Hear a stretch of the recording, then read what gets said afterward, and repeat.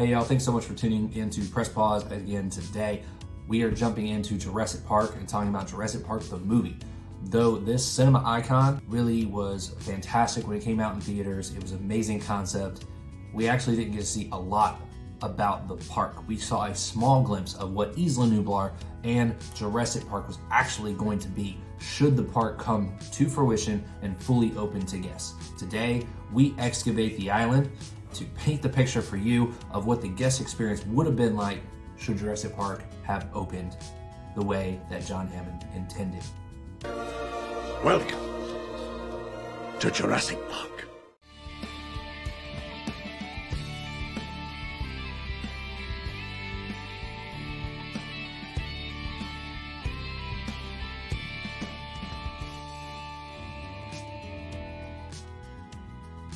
Hey everybody, thanks so much for tuning in to Press Pause today. Aurora and I are really excited to talk about Isla Nublar, the island from Jurassic Park. Before we do, Aurora was checking all of your boarding passes as we venture to Isla Nublar, and she noticed that many of you are not subscribers to the channel. I don't know what's up with that. So please hit the subscribe button and like the video if you enjoy the content, so you can be sure to accompany us on every voyage that we take to Isla Nublar or other locations across the entertainment industry of various films.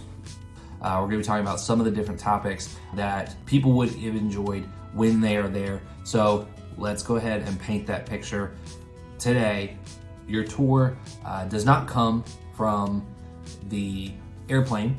Obviously, the chopper, which is what everybody took to get to the island, is something that would only have been for VIPs, corporate sponsors, board members, who would have flown in that chopper to the island.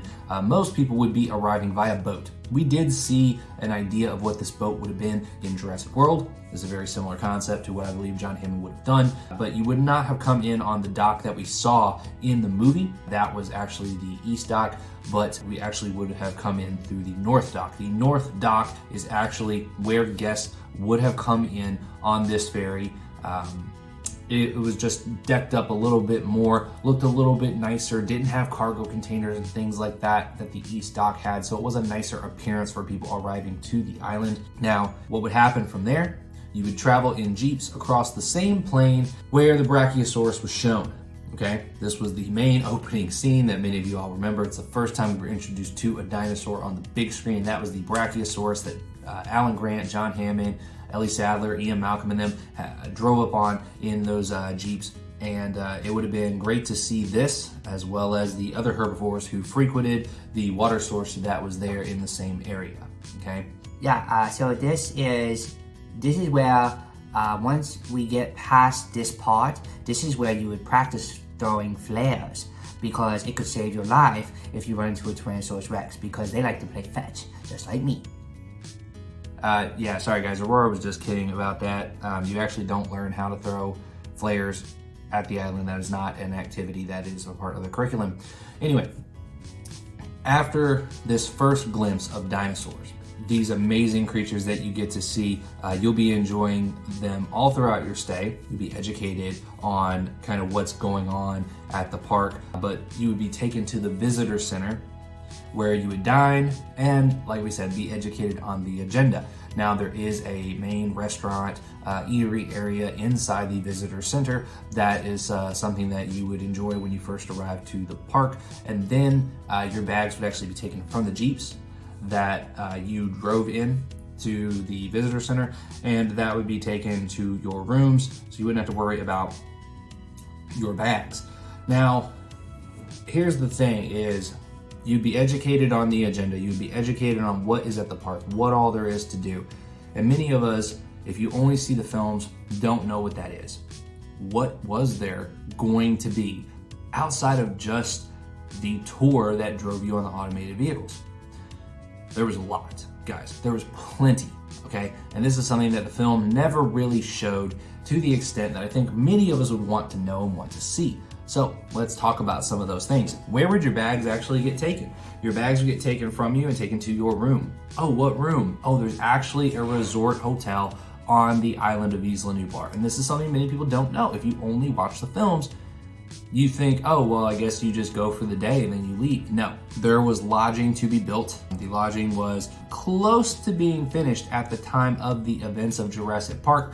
And so most of the structures and everything was there. Everything was ready to go. The concepts, we can kind of see what those look like. The first one that we're going to talk about here is actually Safari Lodge. Safari Lodge was the main hotel to be featured at the park. This resort-style hotel was nearly finished at the time of Jurassic Park, the events of Jurassic Park, when everything went haywire. Similar atmospheres to Disney Polynesian Resort Hotel and Lowe's Royal Pacific at Universal. That's kind of the ambiance that you would get at this resort. It was surrounded by a 12-foot tall fence with inch-thick bars, okay? Adding an extra layer of security between you and the dinosaurs that are roaming across the island. Obviously, a lot of them would be herbivores because the carnivorous dinosaurs actually have electric fences around their paddocks. But to keep the herbivores from possibly coming in and stomping on things, ruining things, they would have a pretty large fence around there. Now, the resort offered guests quite a bit of amenities as well. There was an outdoor pool as well as tennis courts, okay, within the fence perimeter. So I'm a big tennis fan. I love that they had tennis courts at Safari Lodge. So this is something that you could have enjoyed while you were at the park. Obviously, I don't think I would be playing tennis if I'm at an island that has dinosaurs. I probably wouldn't pick up a racket. I would be seeing them as much as possible, but they did have those amenities available to you. The resort was only a short distance from the visitor center, which would allow guests to walk between the two facilities, okay? Now, it's not clear as to how they connected as far as fencing and things like that. I would imagine there would be some good fencing and things along the way so that you could, not have to worry about running into a dinosaur on your walk to the visitor center, but it wasn't confirmed in anything that we have seen as far as how the fencing ran, but it is said that you would be able to walk from the Safari Lodge to the visitor center, okay? Now, was this the only resort on site in Isla Nublar? Actually, no, it is not. There is a second resort and a more premium resort. This is the Terratops Lodge. It was the second resort on the island, as we mentioned, which never got past having the foundation being built. Okay, this one was supposed to come online maybe a little bit after the park had opened to original guests. It is something that was probably a more upscale experience for everyone. The resort was most likely to be more expensive of the two, as it featured guest rooms that had windows into the aviary, okay? Now, if you want to think about this, okay, you would be able to see flying dinosaurs inside the aviary from the windows of your room. This is an amazing experience, okay? Safari Lodge, from what we know, is surrounded by a very thick fence. It's probably gonna be pretty rare that you can look out your window and see dinosaurs roaming around.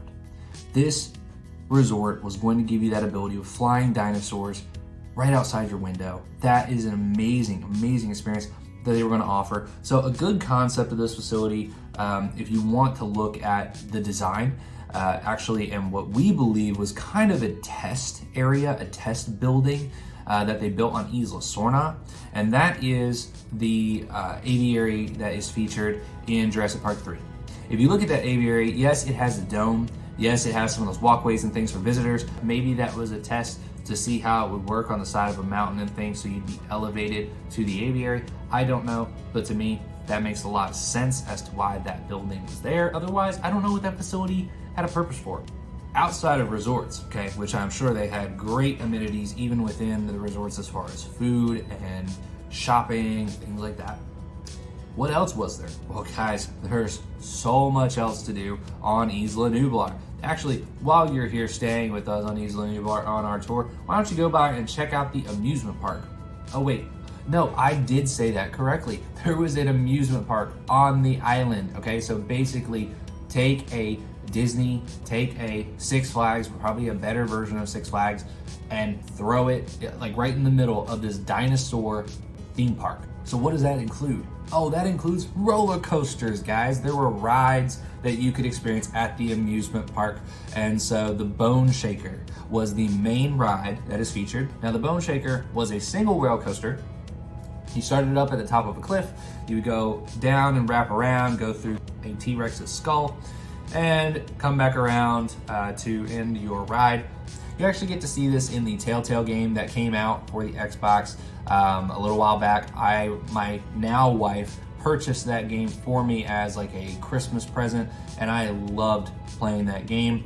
Guys, really cool concept that there is an amusement park even within this theme park. So again, if you're not there for the dinosaurs, which how in the heck are you not there for the dinosaurs? Do you really need another version of entertainment?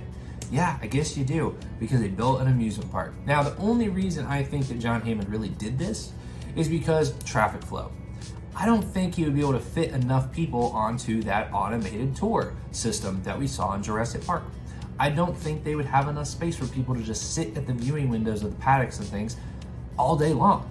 I think that they had to give something else to maybe try and funnel people to the amusement park. And what they probably would do is block up your itinerary. Okay, you would probably have scheduled time to go to the amusement park and enjoy the amusement park part of the island. This would allow for less crowding when it comes to the animals, the dinosaurs. It would allow less people to be upset and frustrated because they can't get good space and things like that. So, additionally, there was a Jungle Cruise attraction. Now, many of you, if you've heard about the novel, this is something that was cut from the novel to the film, and many people were kind of upset with this, but we did get to see this ride actually come to fruition, and that is at Universal's Islands of Adventure, and it's at Universal's parks in Hollywood, California as well.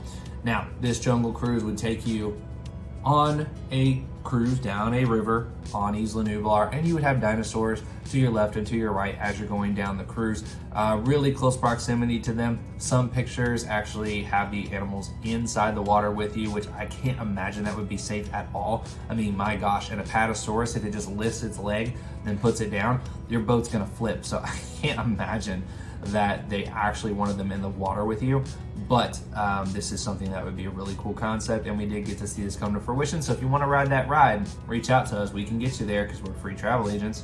Anyway, there are also a couple other attractions to note, not to open until about 6 months after the park opened. Okay, so when the park first opened, obviously everything wouldn't be done, kind of a soft open in a way, but once everything was up and running, 6 months later, 2 other attractions would come online, and that is the marine facility that allowed you to see a few underwater dinosaurs. Now, we did get to see this again in the Telltale game. That was for the Xbox. It was fantastic. Opportunity to see that in the game and kind of how everything worked with Mosasaurus and all that stuff is really cool concept. So essentially you would go all the way down underwater into this facility that had windows all around it, and you would be able to see underwater dinosaurs that would be swimming around you and be able to observe them. Really awesome concept. I think this was something that many people, if you've watched the films, you never would have thought was possible. Now, if you watch Jurassic World, yeah, you're aware of marine animals, but didn't really get the concept of like going underwater into an underwater facility. And that's something that kind of sets this apart. Okay. Now, the other one would be the aviaries. We already talked about how there was a resort attached to the aviary, but there was going to be an attraction viewing space where you could go to the aviary and watch those flying dinosaurs as well. And that was, again, going to come online 6 months after the park.